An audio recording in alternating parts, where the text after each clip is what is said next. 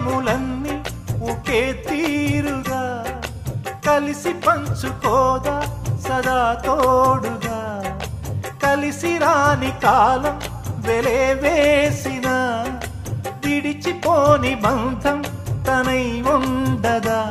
సహధర్మచారిణి సరిలేని వరమని సత్యాన్ని కనలేని నాడు మూడుగా మిగలడా పురుషుడు.